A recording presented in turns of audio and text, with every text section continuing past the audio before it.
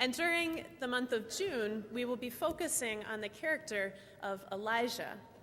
Now, Elijah was the first great prophet to the northern kingdom of Israel. His mission spans approximately 15 years, from about 865 to about 850 BC. Now, Elijah has been titled the grandest and most romantic character Israel ever produced. He was a great miracle worker. Elijah and his successor Elisha were in fact the scripture's greatest miracle workers in between Moses and Jesus. And God rewarded Elijah by transporting him by a whirlwind into heaven. There's only one other person, Enoch, who was taken by God without having to pass through the experience of death. Now, according to Malachi, it's believed by many that Elijah will once again return to earth to restore the Jewish people to God, quote, before that great and dreadful day of the Lord comes. Today, we meet him.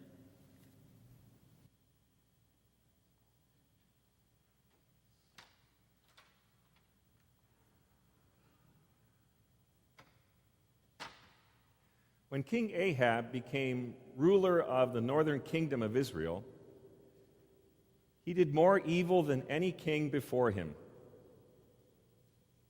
He provoked Jehovah, the true God, the true Lord of Israel, by inviting people to worship at temples of the false Canaanite gods Baal. God spoke to me and ordered me to go to the king's palace and speak to Ahab, and so I did. And when I arrived, this is what I said. As the Lord, the God of Israel, whom I serve, lives, there will be no more rain or dew in the land except by my command. When Ahab and the idolatrous queen Jezebel heard these words of condemnation, they ordered my death. And so I escaped to save my life, went east of the Jordan River to a place where there was a small brook, clean, pure water. God miraculously provided for me by sending ravens who brought me food.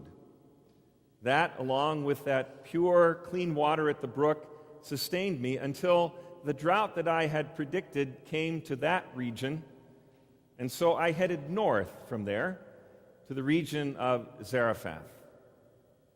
God promised me that there would be a Canaanite woman at Zarephath who would provide for my needs. I noticed a widow gathering sticks to build a fire in order to cook, and I tentatively approached her and asked her for bread and water.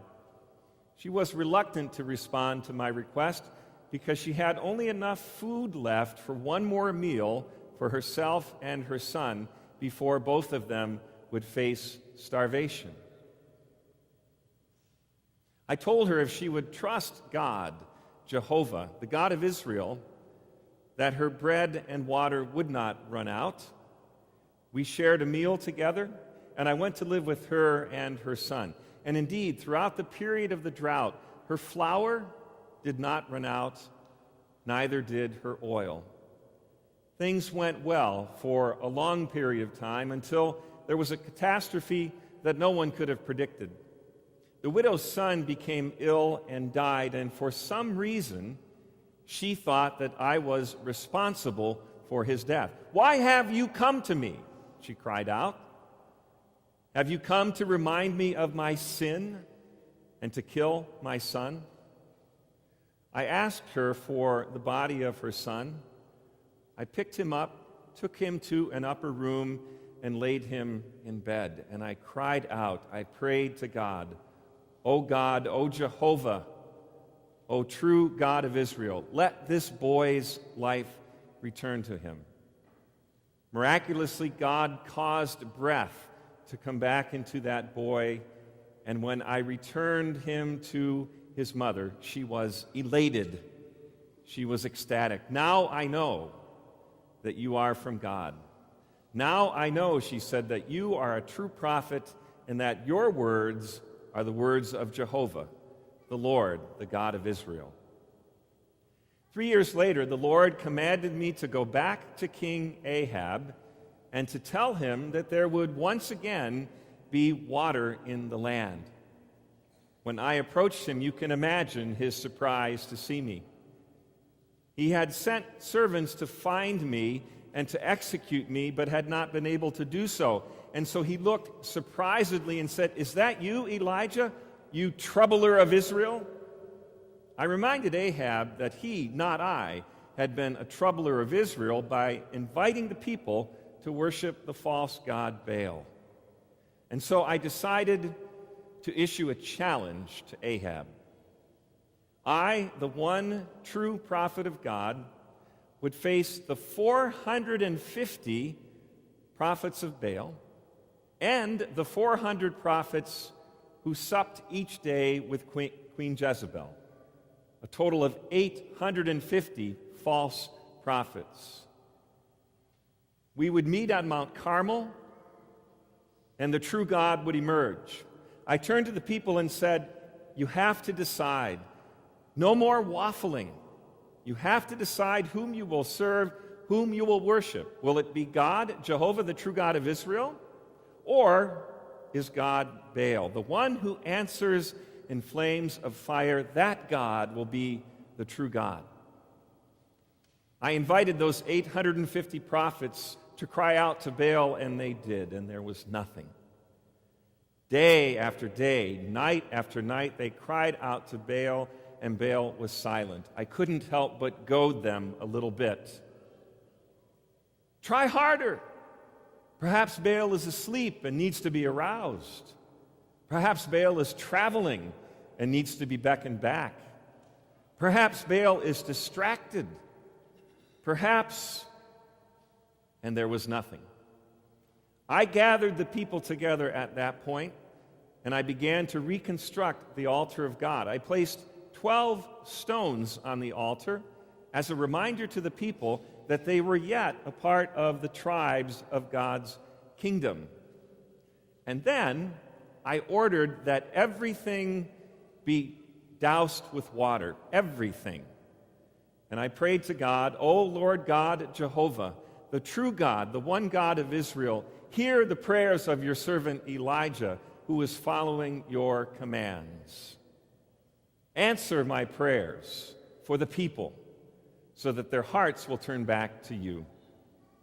And then, seemingly out of nowhere, there were great flames of fire. They covered the sacrifice. They covered the wood. They covered the stones. They covered even the water. God had spoken. Jehovah, the true God of Israel, had spoken. The people knelt down to worship God and offered prayers of thanks. The true God, Jehovah, the true God of Israel, had spoken, and the people turned their hearts back to God. Well, when Jezebel heard what had happened, she and Ahab again tried to have me executed, and I escaped to save my life. By now, I was exhausted. I was worn down. I found shade under a small tree, and I said to God, "I've had enough. Please just let me die." But God wasn't done with me yet. God told me to go to Mount Horeb, where God had met Moses. And there, God would be revealed to me in a new way. I was ordered to take my stand on the side of the mountain and to wait. As I waited, something happened. First, there was a great wind that moved even the largest rocks. There was an earthquake. There was a great flame of fire. And then God spoke to me in a still, small voice, a whisper. God spoke to me and reminded me that I was not alone, that God was still faithful, and that I had work to do. My work was almost done, but would not be finished until I commissioned a new prophet. So I traveled a ways, and I came upon a man named Elisha who was plowing his fields with his oxen. I placed my mantle on Elisha. He put down the plow, and he came with me, and we would be travel companions for quite some time until Elisha would take up the prophetic mantle of Jehovah, the one true God, the God of Israel. Through it all, through the fears, through the highs and the lows, through the threats to my life, through amazing revelations, I knew that I was serving the one true God of Israel, and I knew that I had to invite, even command, others to do the same. And so, as my life comes to an end, I cannot but praise Jehovah, the God of Israel, the one true God who is faithful to you this day too.